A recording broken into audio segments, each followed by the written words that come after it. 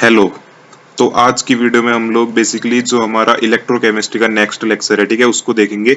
और इससे पहले हम लोगों ने स्टैंडर्ड हाइड्रोजन इलेक्ट्रोड के बारे में देखा, जिसको सी बोलते हैं शॉर्ट में, SHEC।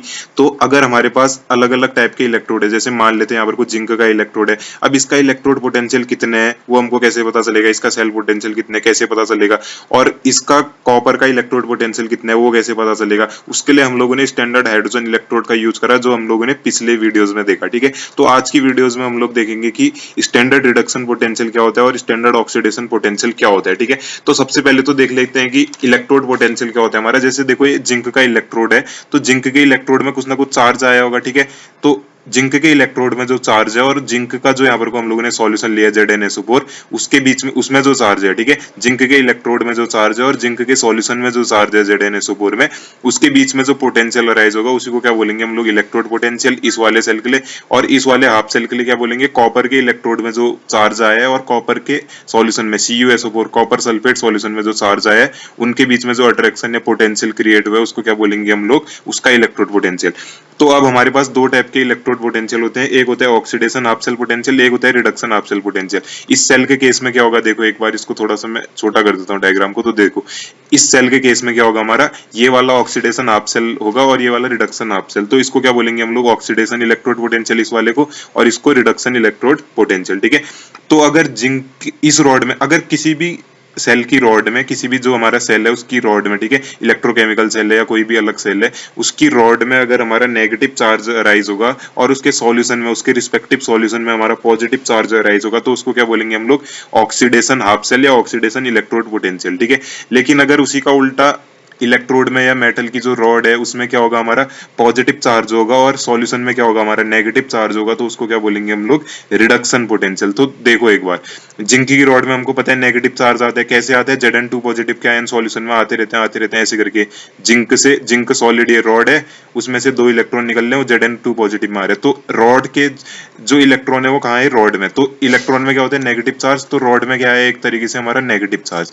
और ऐसी कॉपर वाली रॉड में क्या है हमारा, यहाँ पर को देखो, कॉपर 2 पॉजिटिव ने क्या करा, दो इलेक्ट्रॉनों को लिए, कहां से लिए, इधर से लिए। लेकिन कॉपर 2 पॉजिटिव ने क्या करा, एक बार देखना, कॉपर 2 पॉजिटिव यहां से आते रहा, ठीक है, Cu2 पॉजिटिव के फॉर्म पे इधर पे को आते रहा, तो यहाँ पर को पॉजिटिव चार्ज डेवलप हो गया। तो जिसकी वजह से क्या हो गया, यहाँ पर को हमारा पॉजिटिव चार्ज आ गया। और इसका मतलब कि यहाँ पर को पॉजिटिव चार्ज आया, ठीक है। तो पॉजिटिव चार्ज आया है इस रॉड में हमारा, तो सॉल्यूशन में कौन सा चार्ज होगा, नेगेटिव। क्यों होगा, क्योंकि कॉपर 2 पॉजिटिव तो सेल में जाके डिपॉजिट हो जा रहा है इधर इलेक्ट्रोड में, ठीक है। तो SO4 2 नेगेटिव बचा, मतलब कि नेगेटिव चार्ज यहाँ बच गया सॉल्यूशन में और पॉजिटिव चार्ज यहाँ रॉड में आ गया हमारा। तो जो पोटेंशियल अराइज होगा उसको क्या बोलेंगे, रिडक्शन पोटेंशियल। इसका मतलब यहाँ पर को कॉपर हमारा रिड्यूस हो रहा है, दिख ही रहा है हमको, कॉपर 2 इलेक्ट्रॉन लेके रिड्यूस हो रहा है और जिंक 2 इलेक्ट्रॉन देके ऑक्सीडाइज हो रहा है, ठीक है। तो ऐसे करके हम लोग फाइंड आउट करते हैं। अब देखो, स्टैंडर्ड कंडीशन पे अगर हम लोग रिडक्शन पोटेंशियल निकालेंगे तो उसको क्या बोलेंगे, स्टैंडर्ड रिडक्शन पोटेंशियल। और अगर स्टैंडर्ड ऑक्सीडेशन पोटेंशियल निकालेंगे किसी भी सेल के लिए तो वो स्टैंडर्ड ऑक्सीडेशन पोटेंशियल, ठीक है। स्टैंडर्ड कंडीशन मतलब प्रेशर हमारा 1 atm या 760 mmHg और टेम्परेचर हमारा रहेगा 25 डिग्री सेल्सियस या 298 केल्विन, और कंसंट्रेशन सॉल्यूशन का रहेगा, जो एक कंसंट्रेशन होगा सॉल्यूशन का 1m रहेगा, ठीक है। अब हम लोगों ने इनके पोटेंशियल निकाले कैसे, जिंक के इलेक्ट्रोड का पोटेंशियल कितने है, कॉपर का कितने है, या जितने भी हमारे मेटल के रॉड है उनका इलेक्ट्रोड पोटेंशियल कितने है, सिल्वर का हो गया, अलग अलग जितने भी इलेक्ट्रोड है। तो कैसे निकाला होगा, हम लोगों ने क्या करा होगा, एक तरफ जिस सेल का हम लोग को पोटेंशियल निकालना है उसको, इलेक्ट्रोड पोटेंशियल निकालना है उसको रखा होगा, और दूसरी तरफ SHE को रखा होगा, स्टैंडर्ड हाइड्रोजन इलेक्ट्रोड। क्योंकि जो स्टैंडर्ड हाइड्रोजन इलेक्ट्रोड है वो रिफरेंस इलेक्ट्रोड की तरह काम करता है, और जो दूसरा उसके उससे हम लोगों ने अटैच करे सेल को, ठीक है, उसका हम लोग पोटेंशियल इजीली निकाल सकते हैं, ठीक है। तो देखना यहाँ पर को स्टैंडर्ड रिडक्शन पोटेंशियल जो है कॉपर का वो प्लस में है। देखो, स्टैंडर्ड रिडक्शन पोटेंशियल कॉपर का प्लस में, यहाँ पर को 0.34 वोल्ट। देखो, रिडक्शन ही तो हो रहे हैं ना, स्टैंडर्ड कंडीशन में होगा, कॉपर +2 से कहाँ जा रहे हो, कॉपर में जा रहे हैं, ठीक है। तो दो इलेक्ट्रॉन ले रहे हैं, इसका मतलब रिडक्शन हुआ है। और प्लस का 0.34 वोल्ट, इसका मतलब कि कॉपर की जो रॉड है वो इजीली रिड्यूस हो जाती है, वो इजीली इलेक्ट्रॉनों को गेन कर लेती है, ठीक है। तब वो प्लस में उसकी वैल्यू आई है। लेकिन स्टैंडर्ड ऑक्सीडेशन पोटेंशियल जो कॉपर का है हमारा, मतलब कि ऑक्सीडेशन कर रहे हैं, अगर देखो कॉपर से क्या हो रहा है, कॉपर +2 बन रहे हैं, तो कॉपर क्या कर रहे हैं, इजीली दो इलेक्ट्रॉनों को रिलीज नहीं कर रहे हैं, मतलब कि कॉपर इजीली ऑक्सीडाइज नहीं हो रहा है, तब उसकी वैल्यू माइनस का 0.34 वोल्ट है। इसका मतलब कि कॉपर की जो इलेक्ट्रोड होगी हमारी वो रिडक्शन कराएगी अपना, ठीक है, अपना रिडक्शन कराएगी और स्टैंडर्ड रिडक्शन हाफ सेल की तरह या रिडक्शन इलेक्ट्रोड की तरह हमारा बिहेव करेगी, ठीक है। रिडक्शन होगा इलेक्ट्रोड का, कॉपर की जो इलेक्ट्रोड है उसका रिडक्शन होगा, ठीक है।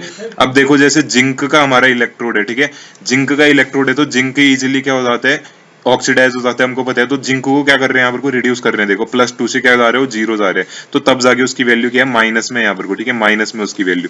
और ऐसे ही देखो अगर जिंक का हम लोग ऑक्सीडेशन करा रहे हैं, जिंक से Zn2 +2 में जा रहे हो तो ऑक्सीडेशन हो रहा है, इसका मतलब यहाँ पर को प्लस में वैल्यू आ रही है। इसका मतलब हमारा जिंक का जो रॉड है वो इजिली क्या हो जाता है, ऑक्सीडाइज हो जाता है, ठीक है, वो इजिली इलेक्ट्रॉनों को लूज कर देते हैं। तो इस वाले स्टेटमेंट को देखना आप लोग ध्यान से, ठीक है। लिखा गया है यहाँ पर को, स्टैंडर्ड रिडक्शन पोटेंशियल अगर हाई होगा, स्टैंडर्ड रिडक्शन पोटेंशियल अगर हाई होगा या स्टैंडर्ड ऑक्सीडेशन पोटेंशियल अगर लो होगा, एक ही बात है। देखो रिडक्शन पोटेंशियल हाई बोलो या ऑक्सीडेशन पोटेंशियल लो बोलो, रिडक्शन पोटेंशियल हाई है तो इसका मतलब रिडक्शन पोटेंशियल हाई है ना किसी भी इलेक्ट्रोड के लिए, किसी भी हाफ सेल के लिए, तो उसका ऑक्सीडेशन पोटेंशियल तो लो ही होगा, साफ बात है। तो इसका मतलब वो कैथोड की तरह बिहेव करेगा, ये देखो कैथोड की तरह बिहेव करेगा कॉपर की रॉड। एग्जाम्पल ले रहे हैं हम लोग यहाँ पर को, क्योंकि इसका क्या है, स्टैंडर्ड रिडक्शन पोटेंशियल प्लस का 0.34 वोल्ट है, लेकिन ऑक्सीडेशन पोटेंशियल इसका माइनस है, ठीक है।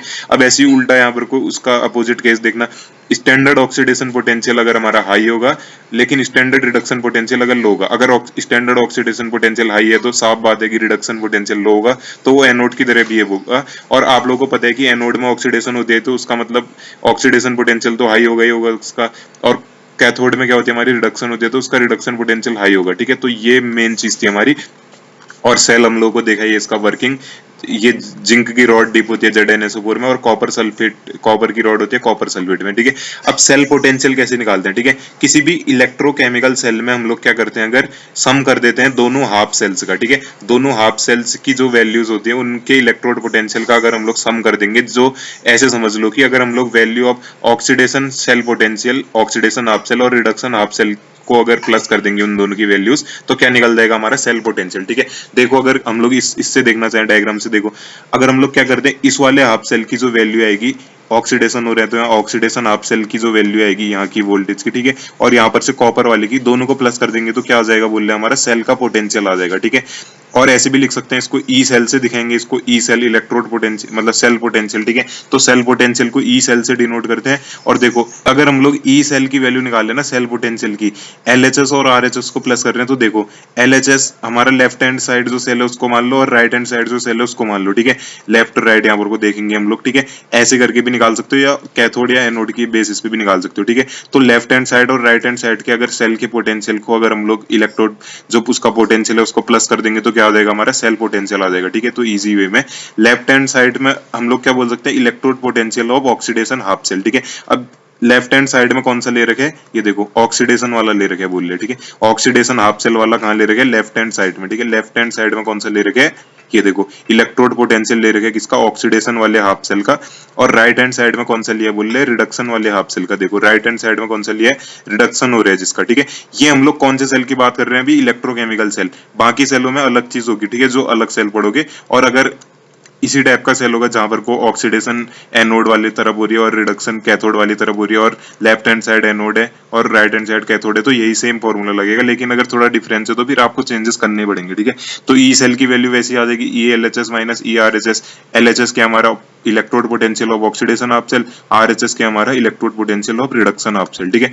और ई सेल हम लोग यहाँ पर को, ई सेल की वैल्यू अगर हम लोग इलेक्ट्रोड पोटेंशियल की वैल्यू ऑक्सीडेशन इलेक्ट्रोड पोटेंशियल के बेसिस पे निकाल लें तो क्या होगा बोल रहे हैं, LHS माइनस RHS होगा, ठीक है, फॉर्मूला।